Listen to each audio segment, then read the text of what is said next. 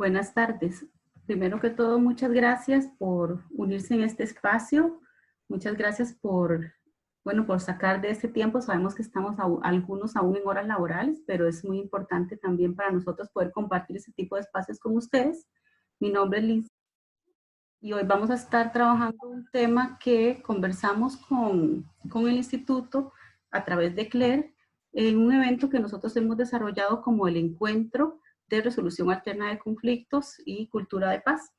El CIREC vino desarrollando como una alternativa ante esta emergencia y que bueno, ese espacio sabemos que era un espacio reducido, que era un espacio pequeño, que habían 20 ponencias de unos 15 a 20 minutos, entonces decidimos a profundizar un poco en algunas de ellas que sabíamos ya tenían bastante demanda en el sitio. Entonces, bueno, el día de hoy vamos a conversar de esto, del liderazgo, de toda esta emergencia que nos ha invitado a hacer el teletrabajo y de cómo trabajar eso desde la cultura de paz, ¿verdad? Cómo trabajar todo esto, cómo empezar a incorporar algunos conceptos de cultura de paz o algunas recomendaciones con respecto al liderazgo, con respecto al teletrabajo. Sabemos que hay muchos que están en teletrabajo, entonces sé que va a ser un recurso bastante importante. Desde el CIREC, de verdad, muchísimas gracias por escucharnos hoy y por vernos y esperamos poder seguir compartiendo más espacios como estos con ustedes. Le voy a dar la palabra a Claire para no quitarle más tiempo también a este espacio. Bienvenida, Claire. Muchas gracias, Lindsay. Muchas gracias al CIREC también por abrir esta oportunidad de conversar sobre este tema. Mi nombre es Claire de Meservil. Yo soy psicóloga de formación, soy agremiada del Colegio de Profesionales en Psicología de Costa Rica. Tengo también una especialidad en educación y en prácticas restaurativas y vengo también representando al Instituto Internacional de Prácticas Restaurativas. Para hablar sobre este tema, bueno, primeramente voy a compartir mi pantalla para compartir con ustedes cuáles son las expectativas de este espacio. La idea es que vamos a trabajar sobre el tema de cultura de paz y liderazgo ante el teletrabajo de emergencia. Somos muy conscientes de que la situación global que estamos atravesando impacta a las personas de maneras muy diversas. El teletrabajo no es la realidad de muchas personas y familias, pero quienes estamos aquí de una u otra manera nos hemos visto en el lugar de asumir lo que es trabajar desde casa e incorporar lo que son estas herramientas de la información y la comunicación, que de pronto ha sido un proceso un poco desconcertante. El objetivo de esta conversación es poder identificar y fortalecer habilidades desde lo restaurativo para ejercer un liderazgo sano en la supervisión y acompañamiento de personas en contexto de teletrabajo. Ahora, teletrabajo puede volverse una palabra muy abarcativa.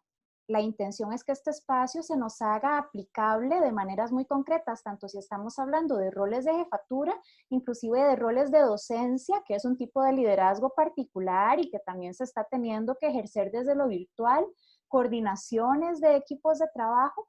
Entonces, aunque haya diferentes formas en las que se manifiesten las cosas que hablemos acá, la intención es que sea una conversación muy aplicable en cada uno de nuestros contextos.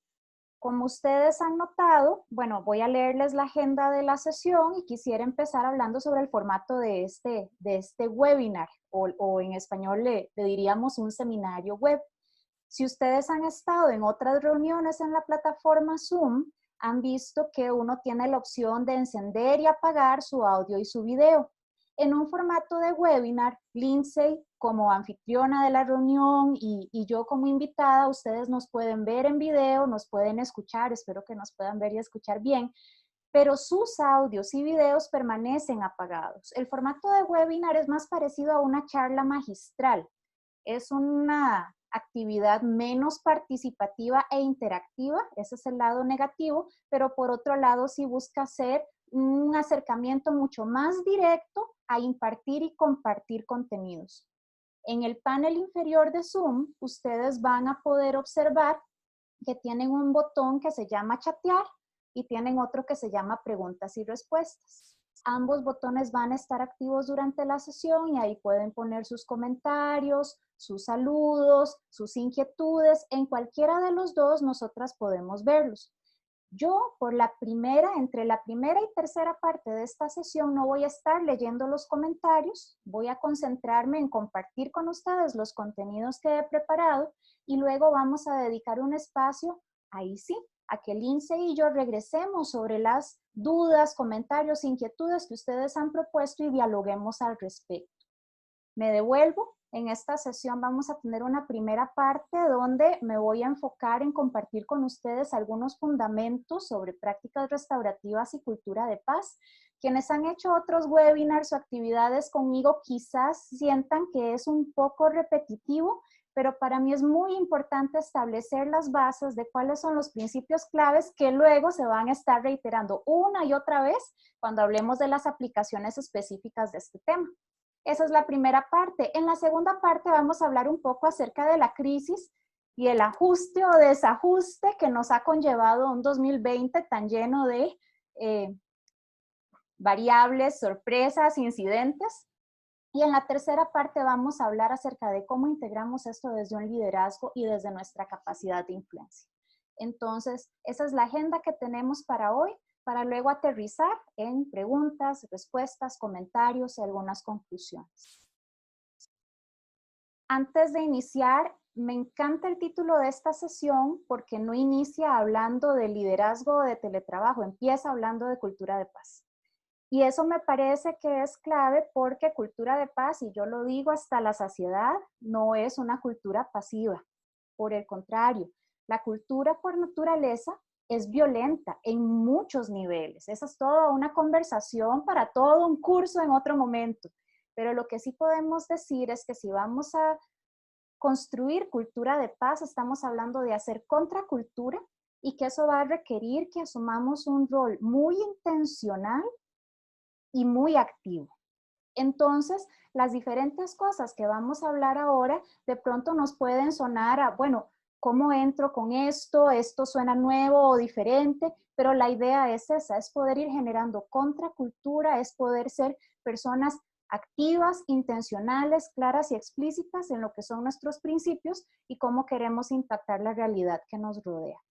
Y es construir paz, ¿verdad? Que la paz hay que construirla de una manera activa, creativa, protagónica y muy valiente. Quisiera repasar con ustedes 3 fundamentos restaurativos. Cuando hablamos de prácticas restaurativas, el verbo restaurar, por naturaleza, necesariamente se refiere a algo que estaba desgastado o dañado y que necesitó restaurarse.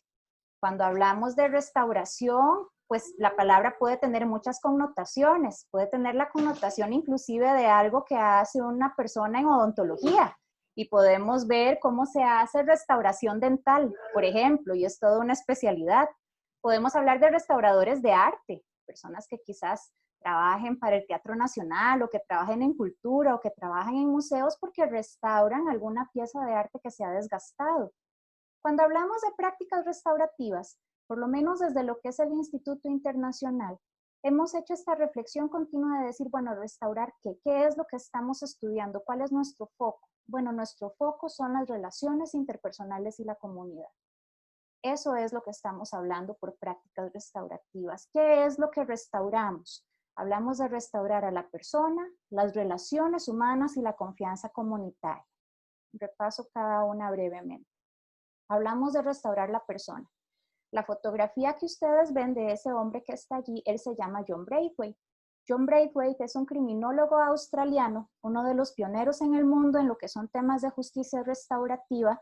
Es muy prolífico en lo que es la investigación, la reflexión, la escritura. Y una de las principales cosas que él dice es algo tan básico y tan sencillo y tan necesario como decir, el valor de la persona es innegable. Separamos a la acción de la persona. Puede ser que una persona esté haciendo algo que causa un daño o esté haciendo algo que nos causa un gran bien. Y tenemos que hablar sobre esos comportamientos y cómo nos impactan. Y tenemos que hablar sobre nuestras dinámicas, nuestras relaciones, cómo nos impactan. Pero ese es el comportamiento. La persona siempre es valiosa. Y siempre vamos a buscar cómo restaurar su valor para mantenerla integrada en una comunidad. Restauramos el valor de la persona porque toda persona merece dignidad sentido de pertenencia y conexión. Eso es lo primero que restauramos, el valor de la persona. ¿Qué otra cosa restauran las prácticas restaurativas? Restauran las relaciones interpersonales. Y si ustedes se han aproximado a prácticas restaurativas desde otros lugares, contextos o incluso con el instituto, conocerán la que le llamamos la ventana de la disciplina social, que es ese gráfico que pongo ahí en pequeñito, que se refiere a la importancia de que las relaciones sanas manejen altas expectativas, altos niveles de control, de límites, de disciplina, pero en un contexto de mucho afecto y apoyo. Hacemos las cosas con las personas. Reconocemos que las personas ni son objetos para ser controlados, ni son objetos para ser asistidos. Son sujetos para ser honrados como personas y trabajamos con ellas desde un sentido de respeto a la dignidad de cada quien. Entonces buscamos restaurar las relaciones. Y lo tercero que buscamos restaurar es la confianza comunitaria. ¿Cómo restauramos la confianza comunitaria? En términos de prácticas restaurativas hemos hablado mucho de lo que le llamamos el proceso justo. Por procesos justos nos referimos a esos procesos donde en la comunidad existen espacios altamente participativos, donde los miembros de la comunidad tienen la posibilidad de ser escuchados activamente sobre cómo les impacta la realidad, sobre qué propuestas tienen. Son espacios donde las personas que toman decisiones son transparentes y rinden cuentas, y eso genera confianza, y son espacios donde hay claridad de expectativas. Entonces, lo que buscamos es restaurar este sentido de cooperación comunitaria que únicamente va a poder existir si hay confianza. Si no hay confianza, es muy difícil construir estas cosas. Y a partir de estos tres fundamentos es que nosotros decimos, las prácticas restaurativas no se trata solo de técnicas, sino de cómo generar una cultura y de cómo construir esos caminos que investiguen y que promuevan ese valor de cada persona, desde reconocer su dignidad, ese construir relaciones cada vez más saludables y ese generar espacios comunitarios de alta participación y confianza. En el IRP, algo que hemos insistido mucho es también que estas cosas, al no ser fórmulas o técnicas, tienen que ver con principios y convicciones, tienen que ver con conectar el crecimiento personal con el profesional. Y en el año 2018 nos dimos a la tarea de decir, bueno, si esos son los principios que tenemos, ¿cómo se manifiestan en nuestras interacciones? Y una de las cosas que hemos procurado hacer es que inclusive desde nuestra propia cultura organizacional tengamos algunos conceptos básicos, que son estos que voy a leer rápidamente. Creemos que las personas tienen la capacidad de crecer y aprender en su trabajo y en su conducta. Y ese creer en la capacidad de las personas es básico. Y cuando hablamos de cultura de paz lo vamos a encontrar una y otra vez. Inclusive si hablamos de comunicación no violenta, ¿cuál es el principio número 1? Todas las personas tienen la capacidad para la empatía y la compasión. Entonces partimos de creer que las personas sí pueden crecer, sí pueden aprender en su trabajo y en su conducta. Luego respondemos a las situaciones con las personas, no respondemos contra ellas, no respondemos por ellas o no las evitamos al no responder del todo. Número 3, separamos la acción de la persona, que es el principio del Dr. Braithwaite, afirmando el valor del individuo aunque desaprobemos una conducta inapropiada. Número 4, las personas funcionamos mejor en un ambiente que anima la libre expresión de emociones, resolviendo y minimizando las emociones negativas, maximizando las positivas, pero siempre dejando a las personas expresar lo que realmente piensan y sienten. Y en lo que avancemos en este tema, este punto en particular lo vamos a retomar. Número 5, no se espera que sepamos todas las respuestas. En lugar de intentar contestar o actuar con conocimientos inadecuados, necesitamos saber pedir ayuda. Necesitamos saber ser muy honestos acerca de nuestra experiencia, tener la capacidad de decir no sé o tener la capacidad de decir necesito apoyo. Esa cuestión de reconocer la vulnerabilidad como algo que nos conecta en lugar de algo que nos debilita. Número 6, es nuestra responsabilidad aprender a ofrecer y a recibir retroalimentación de manera respetuosa. Número 7, somos un buen ejemplo para los demás cuando admitimos que nos hemos equivocado y lo hacemos con humildad. Número 8, ayudamos a las personas a desarrollar competencias en lugar de actuar por ellas y darles las respuestas. Entonces, al final, nuevamente, más que fórmulas, técnicas, recetas o inclusive listas, si bien esto parece mucho una lista, se trata de cuáles son aquellas cosas que conectan nuestro crecimiento profesional con nuestro crecimiento personal. Y eso tiene que ver con cómo desde los colectivos, llámese un grupo de estudiantes, llámese un grupo de trabajo, llámese un equipo de algún tipo de coordinación o comité, cómo enfrentamos el cambio. Recuerdan que en la lámina anterior les mencioné la ventana de la disciplina social que habla del alto control y el alto apoyo. Y cómo hablamos de cómo eso que se aplica a cómo me relaciono en el uno a uno con alguien, hago la cosa con la persona, en lugar de hacer las cosas contra ella o por ella, de pronto se aplica también al cambio organizacional y comunitario. Es la base de la práctica explícita. Cuando las comunidades o organizaciones atravesamos cambio, atravesamos situaciones inesperadas, atravesamos presión, podemos manejarnos desde el contra, donde hacemos las cosas de una manera impuesta, y aquí todo el mundo se acomoda porque sí o porque sí, y si no hay alguna penalización, es punitivo. O por otro lado, no cambiamos, nos resistimos al cambio, o hacemos cambios cosméticos como para decir que hicimos algo, pero en el fondo sabemos que no estamos ejerciendo el impacto a nuestro alrededor que podríamos o deberíamos. El cambio en las organizaciones puede hacerse desde el para. Conseguimos consultores que hagan las cosas por nosotros o para nosotros, o nos dedicamos a emular las mejores prácticas de otros. Entonces manejamos el cambio a punta de imitación y a veces imitación muy descontextualizada. Y ahí es donde entonces delegamos en expertos, en personas que son muy buenas en lo que hacen, que hagan las cosas por nosotros. Que si bien estas personas, estos consultores pueden tener mucho conocimiento y experiencia, jamás van a conocer nuestra realidad como nosotros, que somos los que estamos allí. El cambio desde lo restaurativo conecta el crecimiento personal con el profesional. Se trata de que las comunidades manejen los proyectos por sí mismas, teniendo ciclos fuertes de retroalimentación. Y esto también lo vamos a retomar ahorita más adelante con algunos ejemplos más concretos relacionados al teletrabajo. Es trabajar con las personas. Ahora, si bien esto aplica al cambio organizacional en situaciones normales, porque en la vida la única constante es el cambio y de pronto prepararnos para el cambio es prepararnos para todo, toda dinámica lo incluye. Bueno, entramos aquí a la segunda parte de la charla. De pronto a todos nos cayó el cambio encima. Entonces yo agarré ese sello de internet que dice Time for Change o tiempo para cambiar, porque nadie estaba preparado, no nos esperábamos que estuviéramos en una realidad donde todos íbamos a tener que ajustarnos a tantos niveles y entramos en un periodo de crisis.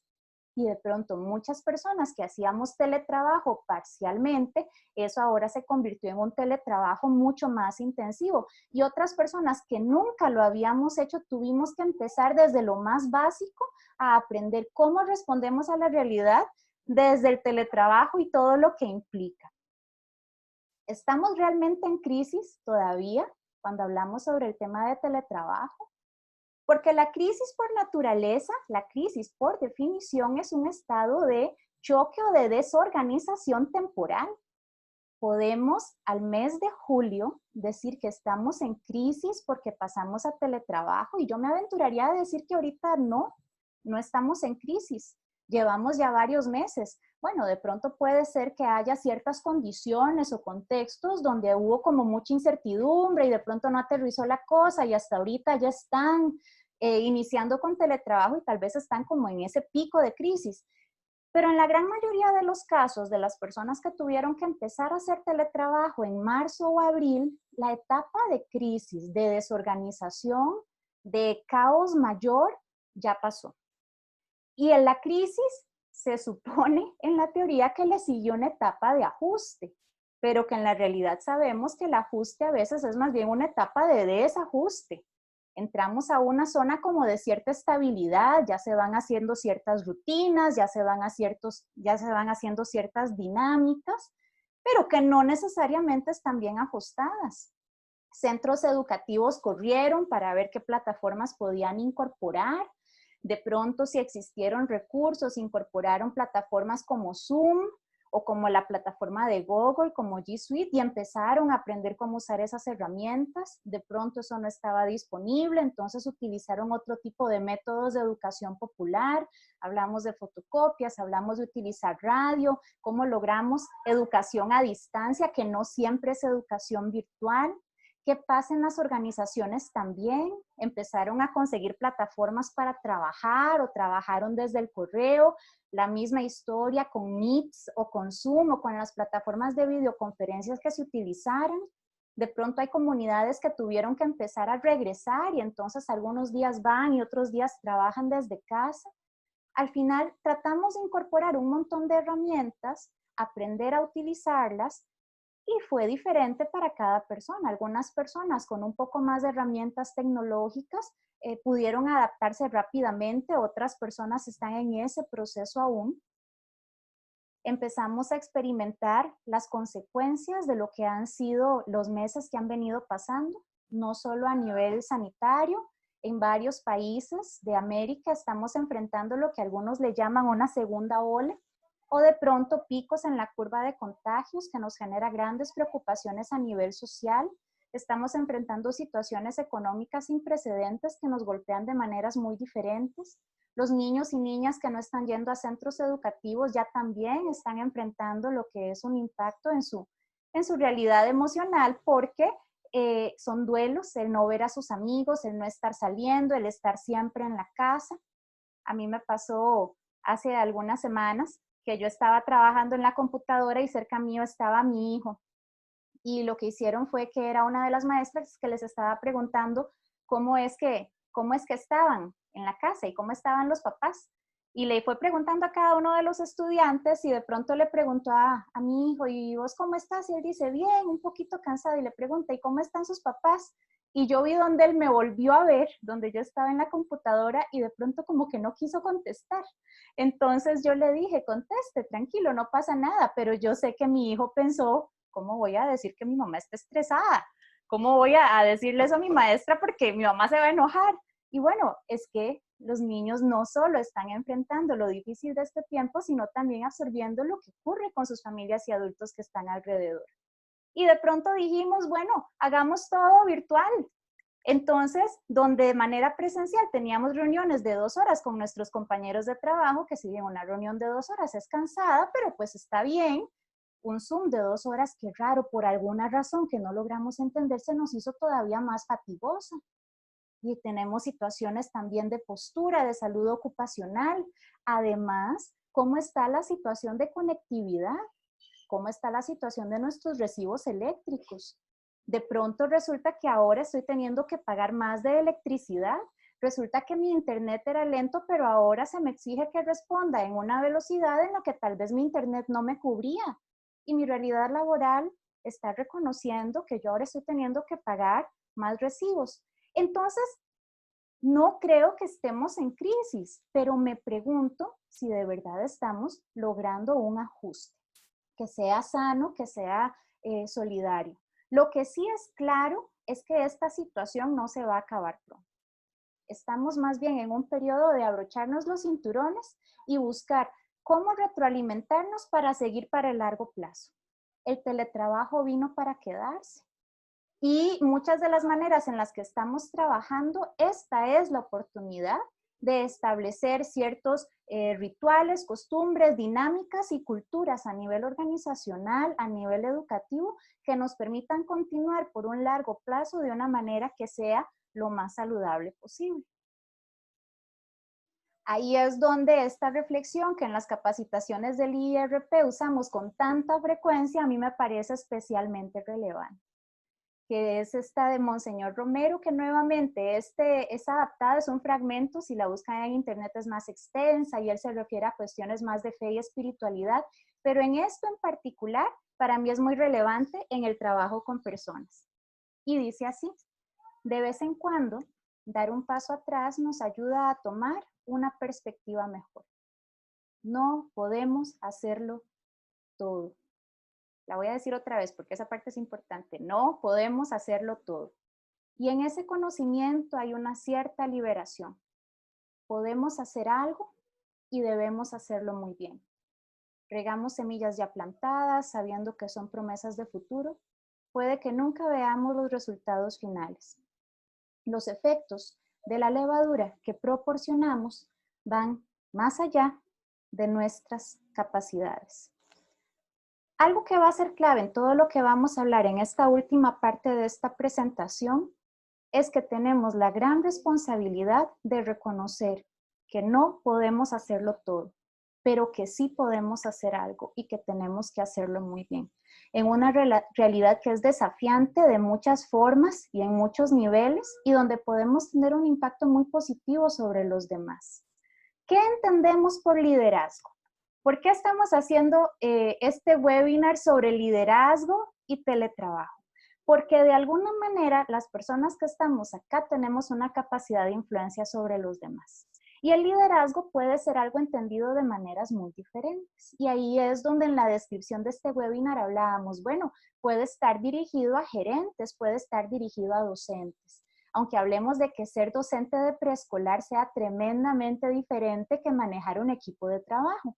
Pero aunque tengamos que ser sensibles a diferencias contextuales y de desarrollo humano y de considerar las condiciones de la edad, siempre tenemos que tomar en cuenta que estamos trabajando ante todo con personas y que enfrentar la realidad del teletrabajo, de la crisis sanitaria, del 2020 en todo lo que engloba, desde una cultura restaurativa va a implicar aproximarnos a esa realidad desde lo relacional y desde lo comunitario. Todos los que estamos aquí creemos que tenemos que enfrentar la realidad desde lo relacional y lo comunitario. A eso es a lo que le llamamos cultura de paz y a eso es a lo que le llamamos restaurativo también. Dacher Keltner es este investigador de la Universidad de Berkeley que por más de 20 años se dedicó a investigar el poder como constructo, el poder como dinámica. Y él algo que decía es que a diferencia de lo que nos planteaba Maquiavelo, el poder no es algo que se arrebata. El poder es algo que se nos entrega por parte de las personas cuando las personas han percibido que estamos contribuyendo con el bien común. ¿Qué significa el bien común? Esa podría ser toda una conversación porque diferentes personas y grupos podrían dar una respuesta diferente. Ojalá respuestas complementarias. Pero acá en lo que nos vamos a enfocar es que lo que nos da poder y liderazgo es que de alguna manera estamos generando, estamos proyectando, estamos ofreciendo elementos que están contribuyendo con el bien común. La cita que dice ahí, obtenemos poder y tenemos influencia en el mundo gracias a lo mejor de nuestra naturaleza humana, pero luego lo perdemos a causa de lo peor de ella. Él decía, lo que hace que las personas confíen en nosotros y nos ofrezcan lugares de poder es que de alguna manera confían en nosotros, que los vamos a escuchar, que les vamos a permitir participar, que vamos a hacer lo que es mejor para todos. Pero en la medida en la que vamos alcanzando mayores situaciones de poder, de jerarquía, resulta que empezamos a dejar de oír a los demás, ya nos parece que lo que nosotros pensamos es mejor que lo que piensa el resto, ya dejamos de involucrar voces diversas en la toma de decisiones y empezamos a perder esa capacidad de tener un impacto positivo. Así que más que una posición de jerarquía, la invitación es a que utilicemos nuestro poder de influencia a través de abrir espacios para la empatía, que incorporen voces diversas, que generen y defiendan espacios para la escucha y donde nosotros mismos, en nuestra capacidad de influencia, podamos posicionarnos ante la realidad de una manera intencionada, lo que hablábamos de la práctica explícita. No hacemos las cosas porque fue lo que intuitivamente se me ocurrió, sino que hacemos las cosas de manera intencional para que respondan a lo que son nuestros valores, nuestros principios y el impacto que queremos causar. Ahí es donde construir cultura de paz es algo sumamente activo, porque a veces quiere decir abrir espacios que no existen. Y a veces abrir espacios que no existen requiere de mucho trabajo, requiere de mucho esfuerzo y Lindsay no me deja mentir. Entonces, si estamos hablando acerca de cómo nos posicionamos de forma intencional sobre la realidad, a mí me gusta retomar lo que decía Kate Weingarten en su libro Common Shock, sobre la manera en la que nos posicionamos en la realidad. Perdón. Mi amor, estoy dando clase. No quería decirte que una niña de Monterrey. Creo que luego me cuenta. Entonces, la manera en la que nos posicionamos con la realidad va a tener que ver con dos factores muy importantes. La primera es, ¿realmente nos estamos dando el permiso de asumir una conciencia realista y profunda sobre la realidad que está a nuestro alrededor? ¿Realmente estamos reconociendo cuál es nuestra capacidad de actuar sobre esa realidad? Y ella plantea este cuadrito que les muestro acá. ¿Qué ocurre cuando yo reconozco la realidad? Reconozco que hay situaciones que son desafiantes, que son difíciles, que nos están sacando de nuestra zona de comodidad, que son complejas, pero yo percibo que no puedo hacer nada. Cuando yo experimento eso, yo veo que las cosas, por ponerlo de una manera sencilla, están muy mal, pero yo no puedo hacer nada al respecto. Lo que ocurre acá es que yo llego a una posición de desesperanza y me enfermo. Cuando yo veo que las cosas no funcionan y yo no puedo hacer nada, me parezco al muñequito que ustedes ven aquí en el centro. Y cuando yo me enfermo, esa situación se me vuelve insostenible en el tiempo. ¿Qué es lo que puede ocurrir? ¿Cuál es el riesgo? Que como no puedo hacer nada, mejor me muevo a perder la conciencia. Lo que diríamos en psicología, me desensibilizo. Ya no lo veo, porque de por sí, como no puedo hacer nada al respecto, entonces pierdo la capacidad de reconocer lo que sucede o de reconocer su importancia o de reconocer su impacto sobre los demás. Expresiones como decir, de por sí es que así es la vida.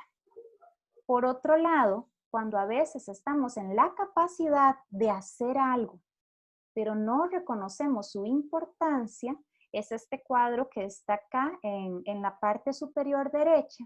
Lo que ocurre es que entramos en acciones de mala praxis, porque entonces yo podría hacer algo para apoyar en esta situación, pero no lo voy a hacer porque esto no es tan importante.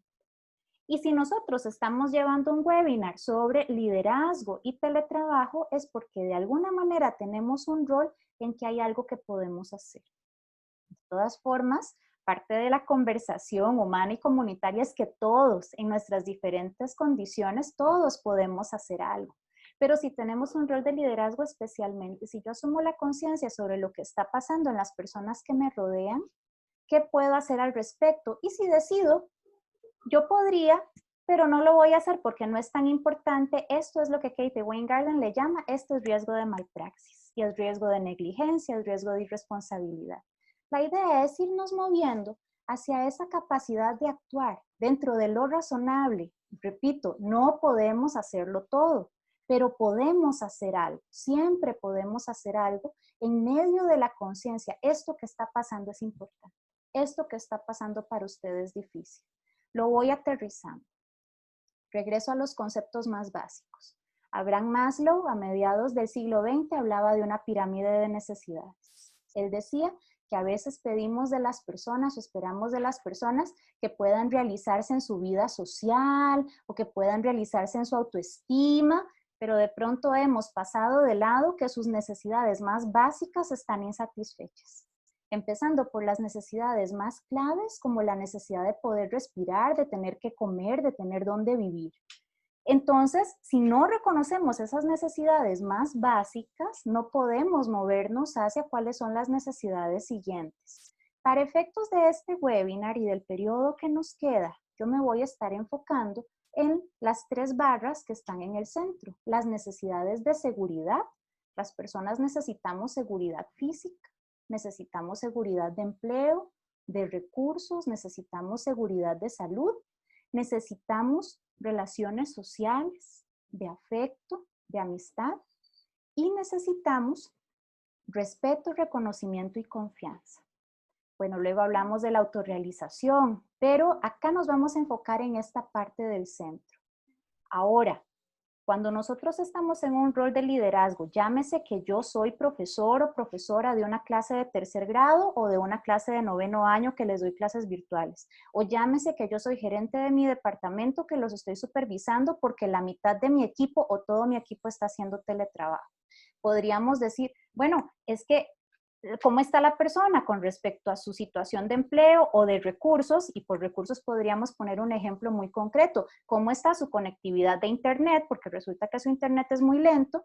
Fácilmente podríamos decir, y no digo que estaríamos del todo equivocados, es que esa parte a mí no me toca, es que esa parte a mí no me corresponde. A mí lo que me corresponde es supervisar su trabajo. Pero ahí es donde yo me devuelvo al cuadro que veíamos de Kate Weingarten. ¿Puedo yo asumir conciencia sobre la realidad que enfrenta esta persona? De pronto tal vez la persona está deprimida porque lleva mucho tiempo estando muy sola, o de pronto la persona está teniendo problemas para pagar ciertos recibos. Mal haríamos en entrar en un rol de rescatadores y tratar de hacer todo por esa persona, para rescatarla, para asistirla. Pero mal haríamos también entonces en no hacer nada. La gran pregunta que nos tenemos que hacer en el liderazgo ante el teletrabajo de emergencia es, ¿puedo hacer algo? Y si la respuesta es no, no puedo hacer nada, yo diría, ¿estás seguro? De pronto tal vez hay algo que podamos hacer. Y la manera en la que me gustaría cerrar es con este esquema de Frida Rundell sobre el liderazgo relacional. Como ustedes vieron, y abro paréntesis, la presentación de 15 minutos que hice para el encuentro de RAC con el CIREC, hablé sobre liderazgo relacional y hablé también sobre salud comunitaria y prácticas restaurativas. La parte de salud comunitaria la he dejado de lado porque vamos a trabajar un webinar sobre ese tema este mismo mes de julio. Y siento que para el objetivo que tenemos para esta actividad, esta es la parte que nos puede dar herramientas más concretas. Frida Rundell plantea esta escalera relacional originalmente para referirse a las personas que acompañamos a personas que han atravesado trauma severo. En realidad se trata de una escalera que se refiere a cuestiones casi que terapéuticas. Y sin embargo, yo creo que sí tiene una cierta aplicabilidad a lo que es el liderazgo en organizaciones y en contextos educativos, porque de alguna manera o de otra hemos atravesado un cierto tipo de trauma colectivo y necesitamos ser conscientes de eso. Lo que ella plantea es que las personas necesitamos sentirnos empoderadas a través de que se nos ofrezcan desafíos que nos permitan crecer y aportar. Pero desde el liderazgo puede ser que le pidamos a nuestros estudiantes o a nuestros subalternos o a nuestros colegas que respondan a ese desafío de una manera empoderada sin haber hecho todos los otros peldaños de la escalera que son claves, donde las personas tenemos ciertas necesidades a las que se debe responder. Necesitamos seguridad, y ese viene de la pirámide. Para la seguridad, lo que podemos ofrecer es estructura. Las personas necesitamos tomar conciencia de la realidad y para eso ocupamos un contexto de apoyo. Las personas necesitamos expresar lo que sentimos, lo que pensamos en contextos de alta participación. Y necesitamos sí sentirnos empoderadas a través que nos ofrezcan desafío. Si ven, la palabra en letras negras es la necesidad de las personas con las que estamos trabajando y las palabras en letras azules son, bueno, ¿qué ofrezco yo como líder entonces para que eso se dé? Voy por cada una. Necesitamos ofrecer estructura y transparencia, sobre todo en contextos de alta incertidumbre. ¿Cómo ofrecemos estructura? Generando horarios claros. A veces los horarios no pueden ser tan rígidos, sobre todo porque no es que la familia se metió en mi reunión de Zoom, es que mi trabajo se metió a mi casa. Y ahí tenemos que reconocer que hay una realidad familiar donde la gran mayoría de las personas convivimos y de alguna manera cuidamos de otros, llámese niños, adultos mayores o personas con discapacidad. Pero entonces, además de horarios claros, deberíamos promover buenas prácticas de autocuidado. El autocuidado no puede ser solo eso privado y secreto que cada quien haga si le dio tiempo. Tendríamos también como líderes y como jefes y como docentes poder estar preguntando, ¿estamos teniendo el conocimiento, las herramientas para saber que tenemos que cuidarnos? Como los horarios pueden volverse difíciles, es especialmente importante establecer objetivos claros con fechas claras. Yo necesito poder decirle a mis estudiantes para cuándo está el trabajo y ofrecerles todo lo que necesitan para realizarlo con suficiente anticipación. Yo necesito que las personas que trabajan en mi equipo sepan para qué fecha tiene que estar listo qué y que haya esa claridad de expectativas que hace que los procesos sean justos. Necesitamos asesorarnos acerca del volumen de trabajo, recursos tecnológicos y plazos, que es algo que ha pasado muchísimo, que de pronto como trabajamos en la casa, empezamos a designar un volumen de trabajo mucho más grande porque nos parece que en el teletrabajo todo se hace muy rápido. Y resultó que las personas haciendo teletrabajo están trabajando más cantidad de horas, no se desconectan del trabajo nunca, empezamos a tener gente que se quema y que se desgasta. ¿Qué podemos hacer? Bueno, asesorarnos está bien, pero sobre todo abrir canales de comunicación para hablar sobre incidentes críticos y situaciones emergentes. Una situación emergente tan sencilla como es que si tenemos reuniones a partir de las 2 de la tarde, puede ser que esté lloviendo mucho y se nos vaya la luz. Bueno, puede ser que las 2 de la tarde es la única opción para que nos reunamos. Está bien, ¿qué alternativas existen? Y si se va la luz, ¿qué podemos hacer? Pero abrir esos canales de comunicación donde no tengamos que personalizar el que se me fue la luz en la computadora y la persona diga, ahora mi jefa me va a matar, ¿verdad? Sino poder generar esos espacios. Gracias. Para el liderazgo relacional, la segunda parte. Aquí estoy muy bien acompañada, tengo mi barra de apoyo. Entonces, la primera parte es, necesitamos generarle a la gente seguridad y la ofrecemos a través de la estructura.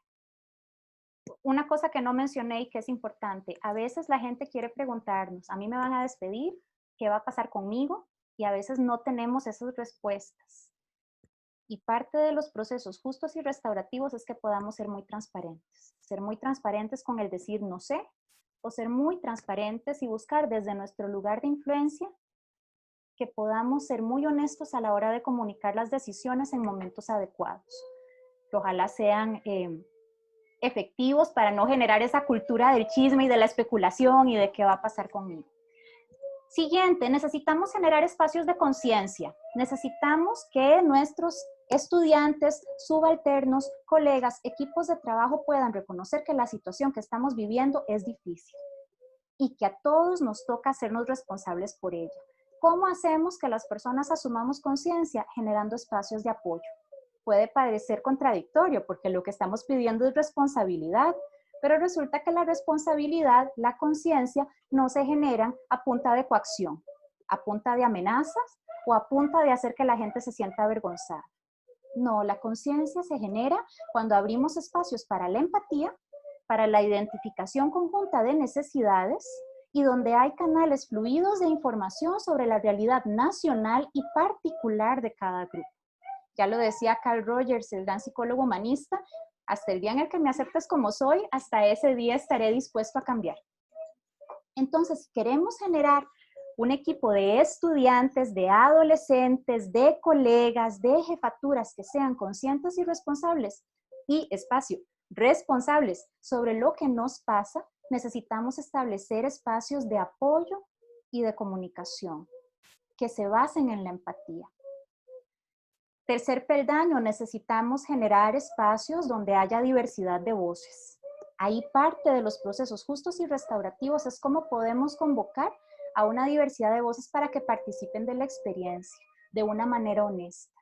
Ahí es donde vamos moviéndonos en ese proceso justo a tener espacios para la lluvia de ideas, cultura de evaluación continua, donde vayamos evaluando qué funcionó, qué no funcionó, qué podría mejorar, tengamos ciclos muy activos de retroalimentación. De pronto tiene que ver con el recurso más valioso, que es el tiempo. Qué difícil que es sacar tiempo para tener espacios de mucha participación, pero de pronto es confiar en que los resultados van a venir en el mediano o en el largo plazo. Qué importante es tener espacios para la expresión honesta de las clases de estudiantes, aunque sean niños y niñas pequeños. De pronto tienen algo que decir acerca de lo que es la educación a distancia, acerca de lo que es el teletrabajo, acerca de lo que es no estar presencialmente en clases. Tenemos esos espacios para que participen. Vean que no es lo mismo que los espacios de empatía que mencioné en el peldaño del apoyo. Aquí estoy hablando de espacios de participación sobre nuestra labor conjunta. Qué interesante poder escuchar qué tienen que decir niños y niñas, qué tienen que decir nuestros colegas sobre qué podría hacer que las reuniones funcionen mejor, sobre qué podría hacer que los plazos sean más razonables para que alcancemos de mejor manera y con la calidad que queremos las metas que nos hemos puesto en conjunto. Y finalmente, tenemos que establecer metas desafiantes, porque parte de una cultura restaurativa es que en la zona de comodidad nadie crece. Crecemos cuando salimos de la zona de comodidad y eso nos ayuda a vernos como personas más empoderadas, que podemos hacer una contribución con nuestra realidad, desde nuestros talentos, desde nuestro potencial, desde nuestras propias capacidades. Y para eso tenemos que tener expectativas altas. Mecanismos de monitoreo, seguimiento y supervisión, y expectativas muy claras de qué es lo que esperamos de la gente. A mí me pasó una vez en un equipo de trabajo que me dieron instrucciones muy vagas sobre algo que yo tenía que hacer. Me acuerdo que pedí aclaraciones, pero creo que la jefatura en ese momento tampoco estaba muy clara de qué era lo que necesitaba. Entonces hice un trabajo muy largo y muy detallado sobre el tema equivocado. Al final nadie estaba contento. Yo sentí que me desgasté y que trabajé mucho y la persona sintió que no hice lo que me pidió.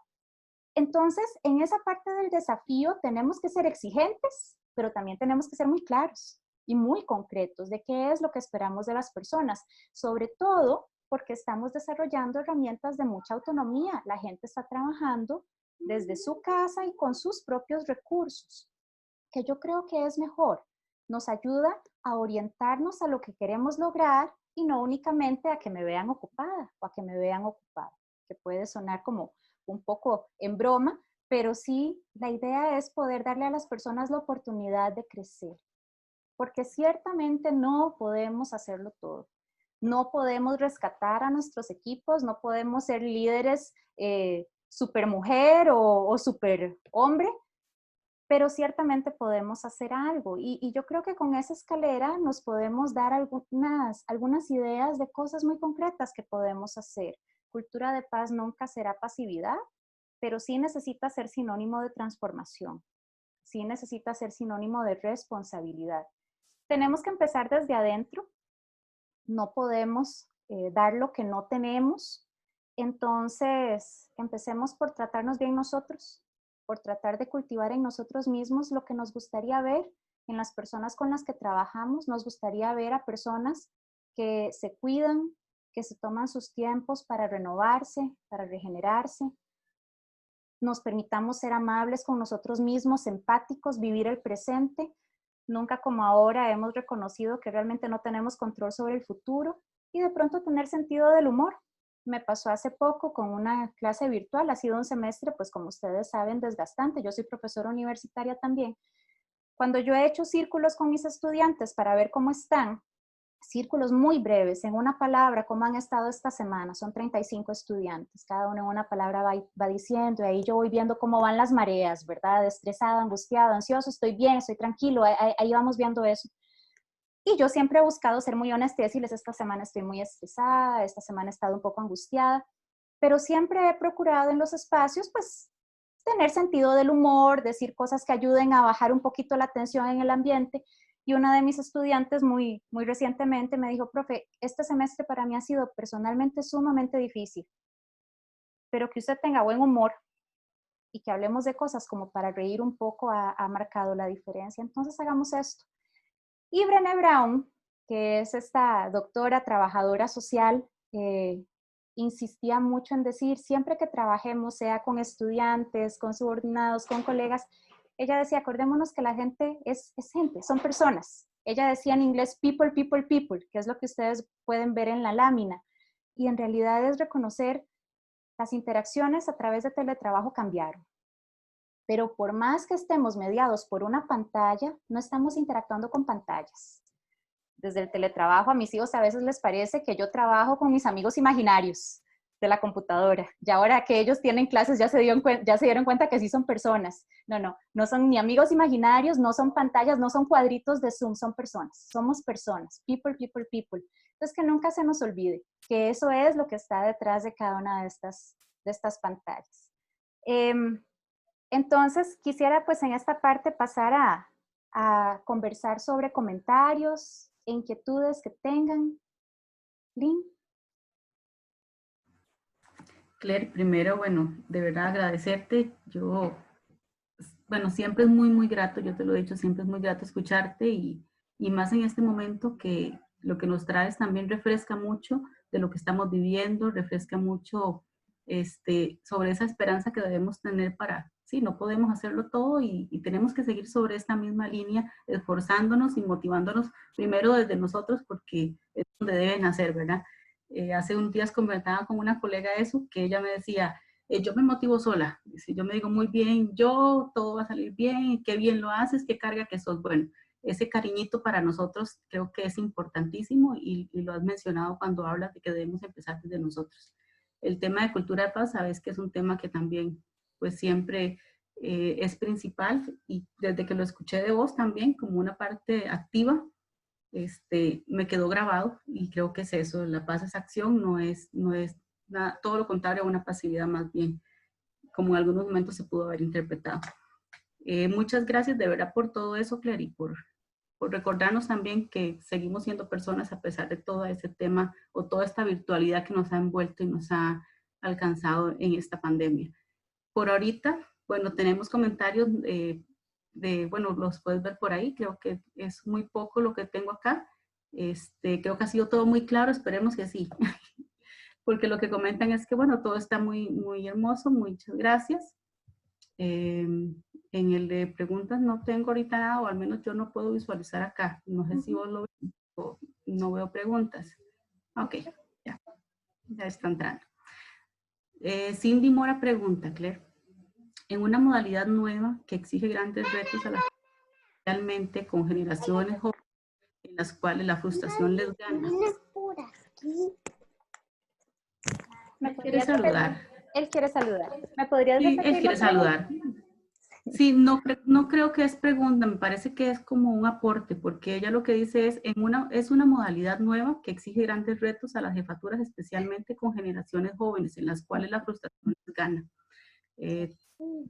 Sí, Tenemos y algo que yo creo que sí. también necesitamos visibilizar el tema generacional sin que parezca que se habla quitándole seriedad a lo que es el adaptarse a nuevas tecnologías. Sí hay un tema generacional donde la adaptabilidad a nuevas herramientas es algo a lo que se han habituado desde mucho más pequeñas las personas más jóvenes. No quiere decir entonces que a las personas más jóvenes esto les sea más llevadero, porque creo que también hay un tema generacional donde nos cuesta mucho desconectarnos de la tecnología y puede haber mucho desgaste. Pero sí quiere decir que hay pequeñas luchas en el teletrabajo que a veces no se visibilizan, como el de una persona que está aprendiendo a utilizar un software que nunca ha utilizado y entonces para poder hacer una tarea que en la modalidad presencial le tomaba 15 minutos, tuvo que pasar 2 horas. ¿Verdad? Y no quiere decir entonces que haya irresponsabilidad o que la persona no sea buena en su trabajo. A mí inclusive me pasó en una situación con una docente que es una excelente profesora, porque es una excelente profesora, pero ha batallado mucho con todo lo virtual. Entonces experimenta mucho enojo de parte de padres y madres de familia y mucha angustia. Pero ahí es donde yo creo que ya no estamos en ese tiempo de crisis y de choque, sino en ese tiempo de ajuste y a veces de desajuste. Ahí es donde establecer ciertas culturas de colaboración, donde podamos intercambiar ciertas herramientas, intercambiar consejos, de pronto si encontramos alguna herramienta que nos sirve, de pronto ser muy solidarios también en poder compartir mecanismos para poder hacer ciertas cosas. Eso es lo que va a marcar la diferencia. Sea que luego regresemos a la presencialidad o no, porque al final es construir una cultura relacional de apoyo. Y una conciencia también desde este lado, porque como lo decías antes, hemos asumido incluso sobre más horas de trabajo para poder cumplir con algunos objetivos, ¿verdad? Y tal vez hemos también considerado desde este lado si es suficiente lo que estamos haciendo. Entonces, esa conciencia también es sumamente importante. Hay una pregunta, dice, ¿qué hacer con jefes con mentalidad productiva y que creen que la gente debe trabajar y no atender necesidades de las personas, sino lo que se debe presentar? ¿Qué hacemos con ellos, verdad? A ver, tenemos que contextualizar. Restaurativamente, ¿qué hacemos con ellos? Restaurativamente, ¿qué hacemos con ellos? No tenemos que posicionarnos también dentro de lo realista de qué puedo y qué no puedo hacer, sobre todo cuando estamos inmersos en estructuras jerárquicas y donde hay situaciones de poder no relacionadas tanto con influencia como con jerarquía. Entonces, de pronto nos gustaría poder experimentar cambios muy rápidos que a veces no son posibles. Lo que yo creo que es importante es ver cuál es la posibilidad de abrir espacios explícitos de comunicación sobre la realidad que se está viviendo. Y por espacios explícitos me refiero a espacios, quiero usar la palabra entre comillas, formales, para poder hablar acerca de cómo estamos enfrentando el teletrabajo, cómo estamos alcanzando las metas que tenemos y cómo nos vamos adaptando a las contingencias. Yo creo que en la medida en la que esa conversación pueda hacerse en un espacio relativamente formal, llámese una reunión de equipo o llámese hicimos una convocatoria y llevamos una minuta, eso nos va a poder transpirar esa comunicación de una manera que esperamos que sea ojalá restaurativa, en lugar de cultivar las comunicaciones informales que en lo presencial diríamos que son por los pasillos y ahora decimos que es por los WhatsApps. Entonces estamos todos muy incómodos con esa jefatura. La jefatura probablemente percibe que hay una incomodidad por ahí, pero como dicen por ahí, nadie llegó a hablar conmigo.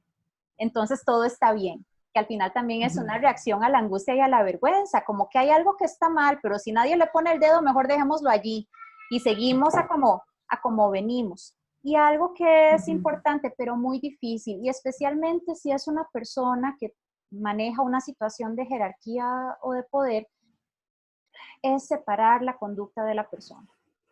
Es poder reconocer que esto que esta jefa, esto que este jefe está haciendo nos está impactando negativamente, pero no es personal contra él, no es personal contra ella. A veces lo que está haciendo pueden ser muchas cosas y a veces puede haber mucha historia y mucha dinámica detrás de esto que nos está causando problemas.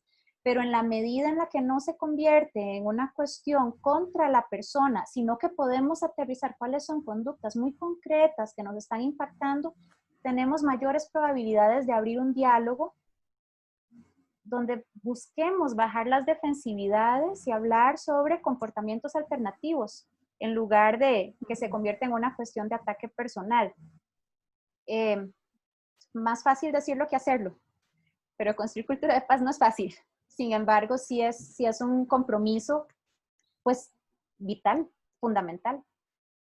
Ya hemos visto la consecuencia de seguir arrastrando estas cosas a través de los meses y los años y no es bonito. Bueno, y al final, como decimos, sigue siendo un proceso, no sucede con una conversación, no sucede con una reunión, el cambio no sucede de manera inmediata con un círculo de paz, sino que requiere un compromiso de toda la organización, requiere un proceso también en el cual todos nos comprometemos sobre ese objetivo que queremos ver alcanzar o sobre ese cambio que estamos buscando.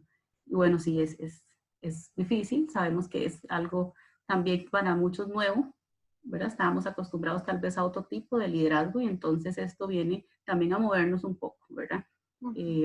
Cómo liderar desde un enfoque restaurativo, que sería lo más maravilloso del mundo.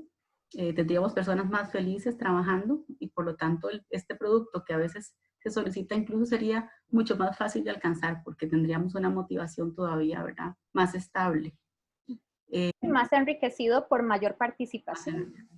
Exactamente. Bueno, Brigitte te felicita, dice que, bueno, felicita, te agradece y además le das otra perspectiva también al tema del teletrabajo. Sin duda todo nos ha cambiado el teletrabajo. Los que estamos tiempo completo en teletrabajo, todavía creo que, ¿verdad? Ha sido un reorganizarnos muy, muy, muy grande. Luego, Claire, tenemos a Sonia Esquivel, dice, ¿cómo podemos ayudar a los padres, madres que están en teletrabajo con mucho estrés para que brinden espacios restaurativos a sus hijos? Hacemos así la mujer y yo. Hacemos así porque estamos en Presentes. Nada más anticipo, he puesto para que tengan visible la lámina de la evaluación de esta actividad. Quienes gusten o así lo deseen, ahí tienen tanto un código QR como una dirección electrónica en la cual pueden entrar, ponen el nombre del webinar para que pongan qué les pareció, para que tengan eso ahí disponible. Como padres y madres de familia, hay que empezar por cuidarnos nosotros. Yo creo que eso es lo primerísimo que tenemos que enfatizar, y es muy difícil porque las jornadas son muy largas, porque la demanda escolar es muy fuerte. En mi caso, mis hijos son pequeños, entonces es la sensación de que las tareas de ellos son tareas de uno. Así que abrir esos espacios de empatía y de comunicación de manera restaurativa tiene que empezar por asegurarnos de que nosotros estamos bien, para que cuando generemos esos diálogos no estemos respondiendo desde la exasperación o desde el agotamiento. Lo digo reconociéndome como una persona que experimenta exasperación y agotamiento, con mucha más razón. Necesitamos entrar mucho en contacto con nosotros mismos y tratar de ver cuál es esa persona que yo quiero ser para mis hijos en este periodo de crisis, siendo que los adultos somos nosotros y que tenemos mayor responsabilidad sobre la seguridad y la armonía que hay en nuestros hogares. Y lo segundo es, queremos ser adultos que estemos bien para abrir conversaciones con docentes que están bajo muchísima presión. Entonces, es muy importante entrar en ese diálogo desde una perspectiva que busca ser restaurativa, que busca restaurar buenas relaciones con este docente, con esta docente, y generar una comunidad educativa más fuerte, donde estamos hablando de que como docentes a veces estamos muy agotados y experimentar más demandas de parte de nuestros papás puede ser algo que no respondamos de manera positiva la primera. Así que como dice Lindsay, hablemos de procesos, no hablemos de que en una conversación vamos a arreglar todo, y enfoquémonos mucho en qué es lo que queremos alcanzar. Entonces, si de pronto yo quiero plantearle a la maestra o quiero plantearle a la directora y quiero decirle, yo quisiera que existiera un espacio donde puedan escuchar cómo están los estudiantes, las estudiantes, que ellos entre ellos puedan escucharse y tener estos espacios para la empatía, tener estos espacios para la participación. Y ser muy claros en decir, nos interesa que la comunidad pueda ayudarse. Yo creo que la más de las veces la respuesta que vamos a obtener como padres y madres de familia va a ser positiva, pero reconozcamos que todos estamos bajo mucha presión. Démonos la oportunidad de tener conversaciones donde busquemos ser muy claros, muy directos, muy honestos, pero también ser muy comprensivos, ofrecer mucho apoyo y ofrecer mucha empatía, porque este son tiempos sin precedentes y todos estamos tratando de responder de la mejor manera posible a cosas que no conocemos. No sé si eso te contribuye un poco. Hay mucho por hacer y yo creo que todo el tema de los padres sabemos que, y sabemos porque estamos también en ese rol, por eso decía que Claire y yo levantábamos la mano, porque bueno, hay chicos pequeños en casa, hay un tema de responsabilidad muy grande con las organizaciones que tenemos, y bueno, también hay un alto compromiso y eso, bueno, puede generar un nivel de estrés que a veces los chicos, como decía Claire, lo detectan cuando lo ven, ¿verdad? Cuando te ven ya lo perciben. Y entonces me encanta lo que ella pregunta de espacios restaurativos, ¿verdad? En algún momento le hemos conversado en otro lugar sobre estas reuniones de convivencia, sobre cómo generar comunidad incluso al interno, porque muchas de nuestras familias, a pesar de que hoy estamos todos en confinamiento, no eran una comunidad, sino que eran personas por su individualidad, cada uno era en su jornada de trabajo, en su área educativa, y ahora están todas en un solo espacio en el cual, bueno, sí, nos toca ser bastante restaurativo, buscar espacios de mucha convivencia, de esa comunicación que habla Claire, empática también, ¿verdad? De cómo saber cómo se sienten ellos y cuáles emociones experimentan, y nosotros poder también, desde las declaraciones afectivas que también hemos conversado en otro momento, expresar y corregir alguna situación que se esté presentando. Nos toca reinventarnos en definitiva, Claire. Hay mucho trabajo por delante y sobre todo ese trabajo donde nuevamente partamos de la importancia de reconocer la dignidad de las personas, y reconocemos su dignidad en la medida en la que les ofrecemos empatía, compasión, comprensión y apoyo, pero en la medida en la que también reconocemos que son personas capaces, de las cuales podemos esperar cosas. A nosotros como adultos nos toca ofrecerle a nuestros hijos e hijas seguridad, ser los principales responsables de que haya armonía en el hogar, ser comprensivos de que para ellos esto es difícil, de pronto a veces muchos berrinches o diferentes cosas que se dan porque ellos y ellas están manejando mucho estrés, pero también ofrecer límites, involucrarles en las tareas domésticas de la casa, no permitir conductas que son agresivas o que nos hacen daño, porque al final también eso es honrarles en su dignidad como personas. Pero no me deja mentir Lindsay, que esas son las cosas a las que aspiramos y las vamos construyendo cada día confiando en ser un poquito mejores que el día anterior.